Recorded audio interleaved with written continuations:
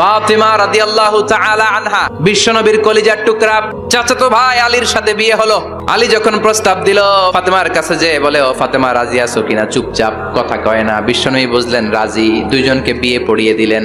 এই ফাতেমা সব সময় পর্দায় থাকতেন, দিনের বেলা বেরোতেন না, সারা দিনে টয়লেট করতেন একবার, সেটাও করতেন রাত্রে, যাতে দিনের বেলা কেউ তারে না দেখে। কি ব্যালেন্স লাইফ!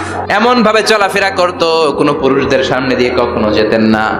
1 বছরের ব্যবধানে ঘরটাকে আলোকিত করে প্রথম সন্তানের জন্ম হাসান। বিশ্বনবী ফাতেমার ঘরে এসে বলতেন, আইনাল লুকা, পিচ্ছিটা কই রে? আমার হাসান কই, আমার নানা ভাই কই? আর বিশ্বনবীর আওয়াজ শুনলে হাসান এসে বিশ্বনবীর কাঁধে। এজন্য ইন্তেকালের আগে আলীকে বললেন, আলী, অল্প কয়েকজন পুরুষ নিয়ে জানাজা দিও, বেশি মানুষের কাছে আমার নিও না।